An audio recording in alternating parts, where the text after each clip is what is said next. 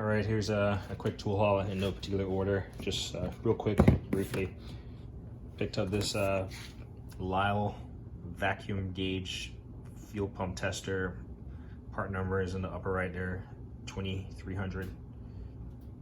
Not 2300, but 20300. I got it mainly for I have a fuel pressure tester already. I mainly got it for the vacuum deal, so we'll see if it works. I do hear some rattling in there, so yeah, we'll see if it works. Maybe it's just yeah, I can't tell. I mean, the needle is pegged on 0, so at least has that going for it. So put this to the side. Another Lisle product here, a Lisle spill-free funnel, part number 24680. These are great. Just find the appropriate cap. Pop this thing off real quick. Find the appropriate cap for your radiator there, and just put this thing on there, fill it up. I do have one already of a different brand, and it doesn't seem to work that well. I'm not sure if it's just the connectors or whatever, but it was like leaking more than it was filling up the radiator. But basically, so yeah, it didn't have any of these metal caps. I don't want to take them out of the package yet. But basically, you find the appropriate radiator cap connector and the appropriate fit-in. Stick it on the car, throw your coolant in there, and it pretty much burps itself as far as removing the air. And then when you're done, it has this little plug for you to plug the hole in, and you can remove it. And that's why it's spill free, because this plugs this hole right here from the inside, of course. You stick it in there while the fluid is still in there, and you can just remove whatever fluid is unused, and then you can just drain it in the old coolant reservoir or jug. So these are great. I do have the pneumatic version, but a lot of times when I'm working on my car, the kids are sleeping or the wife is sleeping or something, and I don't want to run the compressor, or the air compressor, I should say there. So stuff like this will get my day started without having to wait for them to wake up, because I tend to want to start doing stuff early. But this thing is nice, comes with the lid so you to keep all the contents in there without them falling apart or falling out, sorry. Trash. Pretty cool company here. If you've never heard of them, seen them, Posi. See if I can, this is the PT104 5-ton 3-jaw mechanical puller. Again, pretty decent company. So oftentimes you find like these pullers in like, 2-3-jaw pullers, and the problem with them is that the jaws, they tend to slip off whatever you're latched onto, right? As you're cranking down, it tends to pull off. Well, this has this this cage, this welded cage around it, which you can adjust. The more you crank down, the more it like closes down on the unit, and that's gonna prevent the jaws. Once the jaws are locked in place, once you have them set in place and you keep cranking down, and you crank down till they're tight, there's no way for them to pop off, because the jaws are locked in these cages, and then you can impact on this end and pull whatever you want off. So pretty cool. And I got a different one also. This one is a little bit more fancier, comes in a case, Posi puller, HP2. See if I can focus this. Hub collar adapter set with model 104 patent. So it's pretty much the same as this, and I wasn't sure which one I was going to keep, so I picked up both of them. And this one pretty much just has different collars. So it's pretty much the same thing. It's just different colors. So I think I'm gonna keep the fancier one for a fraction of the cost, because it comes with a little bit more accessories, and it's pretty much the same design. Yeah. But anyway, really great company. I have a couple more of their pullers and stuff, and I'll try to maybe do a video on them once I get this move out of the way and I can just wrap my head around everything and put everything back together. But yeah, it comes in this really nice case, foam cutout. Yeah, compared to this one, just comes in a cardboard box. So yeah, I like when a company takes pride in their product, as far as, you know, showcasing it and putting it out there. And this is a standard case. You know, they just slapped their little sticker on there, which, hey, time and effort. Next up, so this kind of came late. I picked it up to drain some fluid out of all these different equipment and stuff I have, like hydraulic or whatever, oiler. I just wanted to extract all that stuff out. I picked up one from AutoZone, not of the same caliber. A completely little thing with it pretty much has a hose on each end and a little ball in the center, and you squeeze and it's supposed to create a vacuum or whatever, suction. That thing is crap. The little siphoning thing from AutoZone. If I didn't, yeah, it's crap. I didn't even want to return it. That's how bad I felt about it. But this is the Mityvac fluid extractor MVA 6851. Like I said, this just kind of came late for what I needed. I kind of figured it out. I actually went to Harbor Freight and I got a little siphoning thing that actually worked just fine. I will say I already have one of these. It's just packed away, but these things are awesome, especially when you're like trying to service like power steering for those cars that still have a it's not manual power steering, but non-electronic power steering, I should say. There's a better term that I want to use. But yeah, this thing just pretty much just goes in here, remove this little blue collar, put this in here, screw it down, and then what I do like about it, it has a little cap, so once you get done using it, you can cap it in, and whatever fluid is in the little tube here, it's not going to drain. But these are good. These things are nice. Power steering fluid, brake fluid, you know, whatever flavor of fluid you want to remove from a car. Let's see what this calls. This might talk about a couple.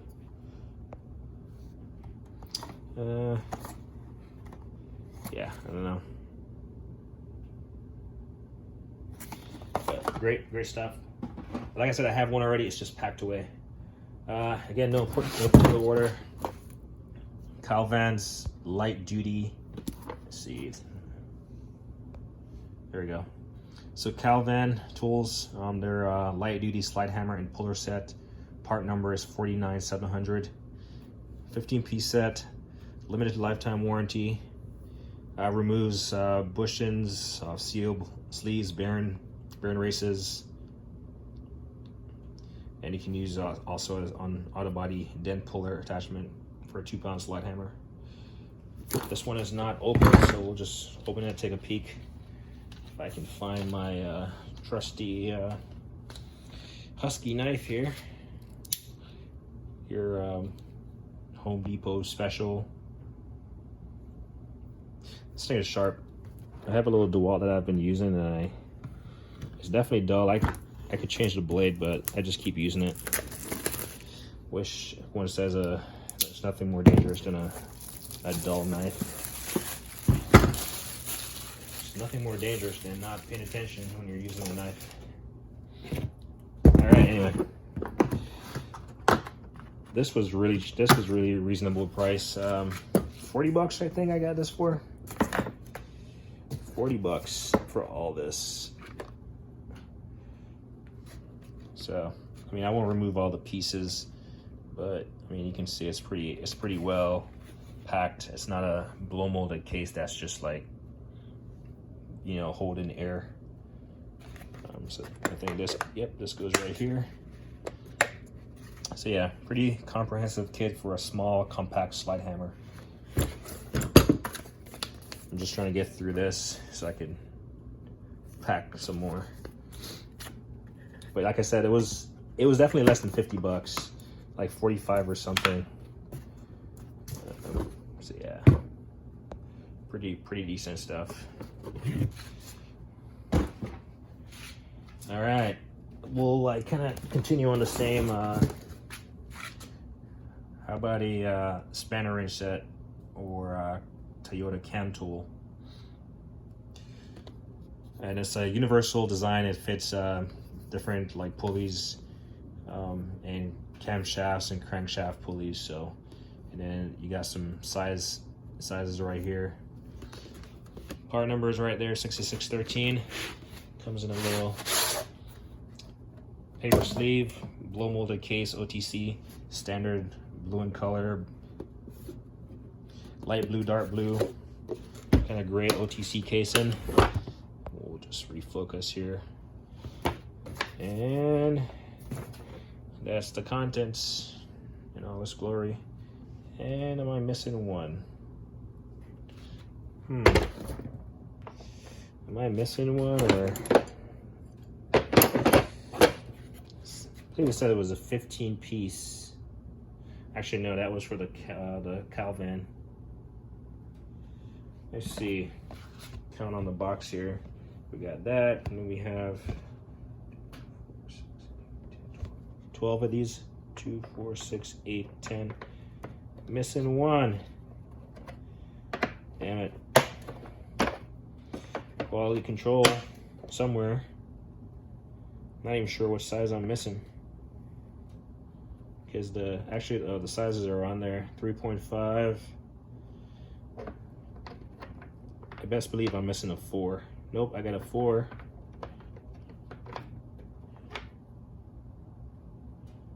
I feel like I'm missing a size here. I am definitely missing a size there. There's a slot. Sorry, it's not in view. It's definitely missing one right here. I might have. I opened this before and I didn't see anything missing. So I'm wondering if I must have like tipped it or something and like it fell out.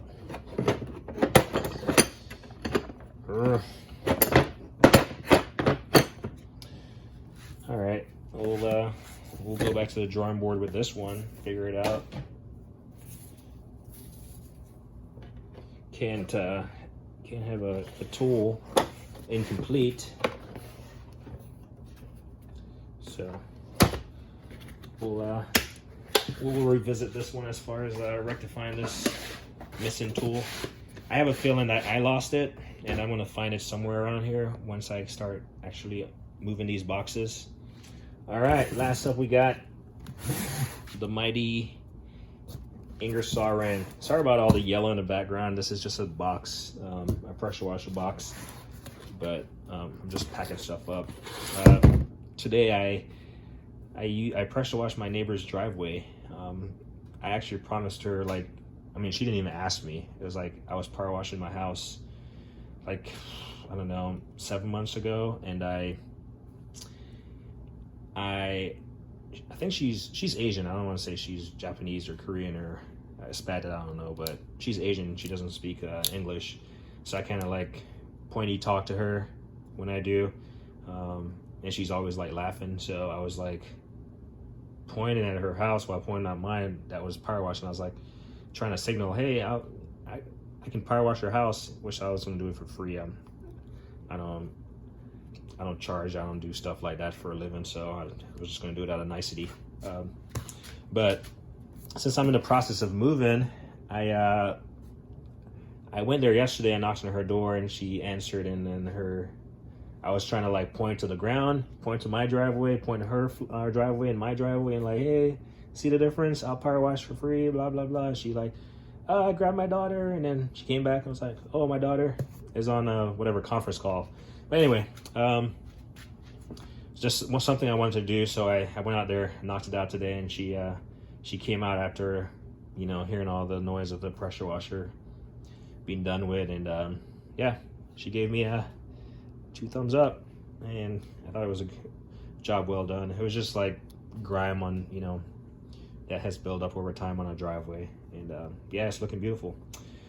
So yeah, boxed up this old pressure washer. Luckily I kept the box, which is amazing, so I can at least put stuff on top of it without breaking it. Anyway, sorry if I sounded like a girl there earlier. Caught myself. Anyway, I was saying sorry about all the yellow in the background, but this is a good old Ingersoll Rand, and look what we have here. It's a 1/2-inch drive impact. It's not really focusing. There we go. Impact tool, 1/2-inch drive air tool, 1/2-inch. There's a lot of languages there, but anyway, it's their right angle impact, part of 2025 max. I read a lot of reviews on these, and a lot of people say that it kind of falls apart. The reason I picked this up is that I picked up the Milwaukee, and I'm honestly not impressed by the Milwaukees. I understand that it's like their 1st generation right angle impact, and I have a feeling they're going to come out with something better here in the near future, you know, because they always come out with Gen 1, you know. We've seen Gen 3s out there, but I can't say I was impressed, and I have the 1/2-inch and the 3/8. I've used them, but it seemed like the heads are definitely bulky, and I think a lot of people gravitate towards them because it's kind of like the first battery-powered impact, at least that I know of. I'm not sure, but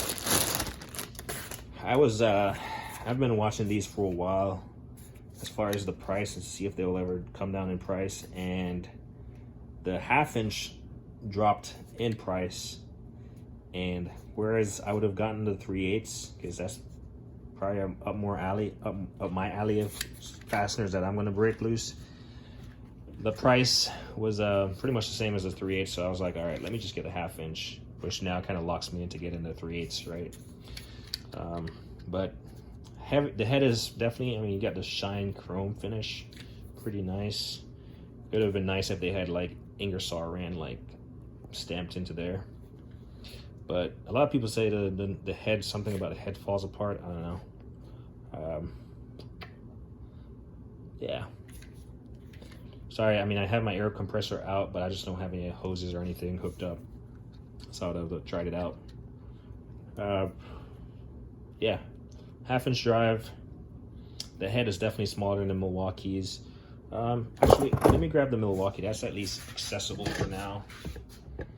Give me a hot potato, and see if I can reach this Milwaukee.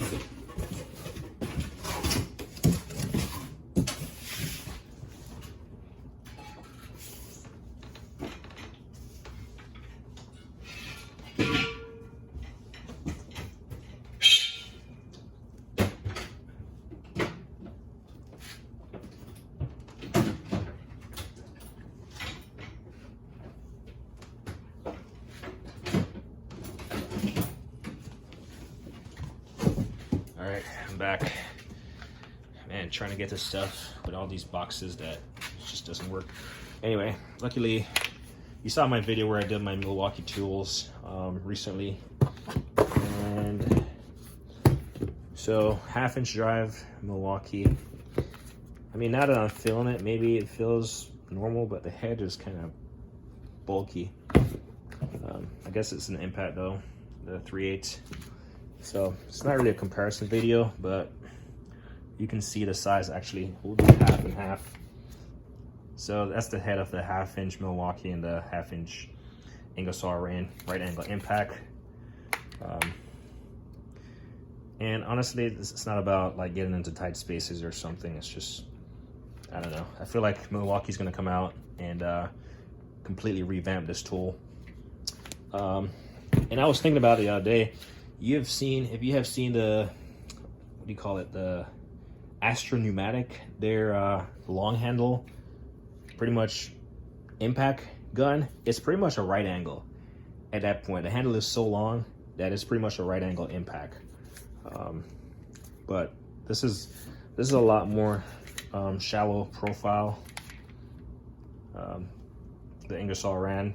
And of note, they're both the same lengths. I mean, I'm not gonna break a tape measure out, but they're pretty much, you know, anvil to anvil. What was that? Oh, the manual. Anvil to anvil, they're pretty much the same length. Obviously, if you put a battery in here, well, the M12 battery is pretty much gonna sit flush, so. And then obviously you'd have an air hose sticking out there. So I think they do have their places. Obviously battery's good, you don't have to lug around a hose.